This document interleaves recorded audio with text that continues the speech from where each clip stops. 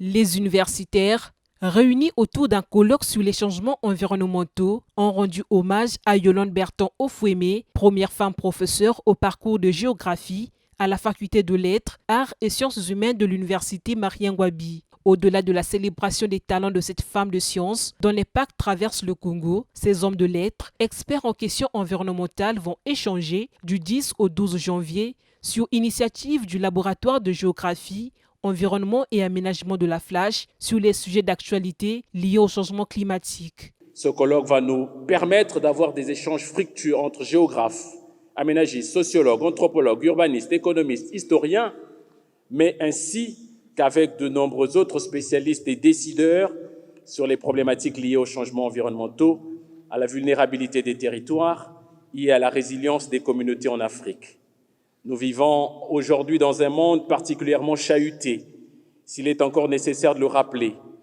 Les dérèglements climatiques, les préoccupations d'ordre environnemental, le développement effréné et anarchique des villes, la vulnérabilité des zones d'habitation, le phénomène de l'accaparement des terres, ainsi que la pénibilité des conditions de vie ou de production des communautés humaines, nous ont conduit à créer ce cadre de réflexion afin d'imaginer des solutions qui peuvent amener des groupes de population à recréer les conditions les plus adaptées à l'épanouissement du genre humain.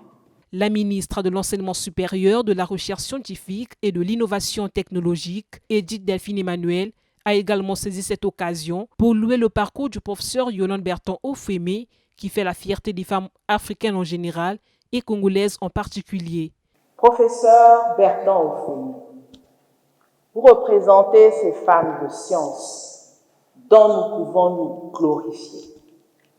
Et vous servez de modèle, non seulement à vos collègues, mais aussi à des générations de jeunes en formation. La glorification incessante du travail se traduit notamment par une carrière à la durée exceptionnelle. En effet, rares sont les trentenaires, c'est-à-dire ces enseignants qui auront passé plus de 30 ans d'enseignement actif à l'université et vous en êtes aujourd'hui à 35 ans. Non seulement vous avez une carrière à la durée exceptionnelle, mais vous vous êtes identifié par la publication de nombreux articles et ouvrages, et surtout par l'encadrement de 22 thèses de doctorat en République du Congo, sans compter celles auxquelles vous avez participé dans d'autres pays. 22 thèses de doctorat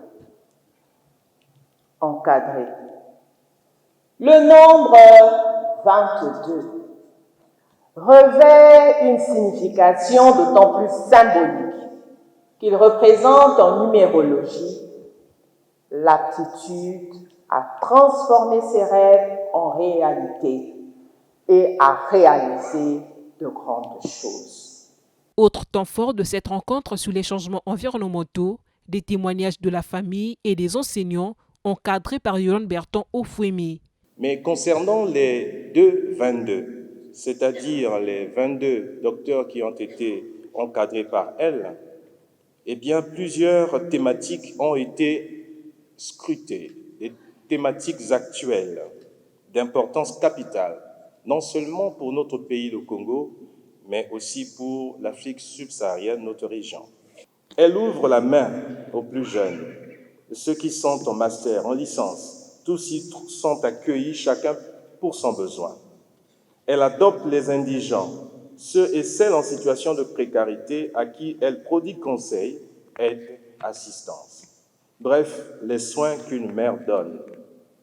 Dans les moments difficiles, comme les temps d'austérité par lesquels notre alma mater est passée très récemment concernant les salaires, elle se met à la disposition des collègues enseignants, proposant son aide avec le peu dont elle dispose. Je peux le dire, le riz, les vivres frais, l'huile, etc. Le cœur reconnaissant, plusieurs d'entre eux n'ont pu se retenir de dire, de fredonner, maman Yoyo est généreuse. Cette rencontre de 3 jours se tient sous le thème « Changements environnementaux, vulnérabilité des territoires et résilience des communautés en Afrique ».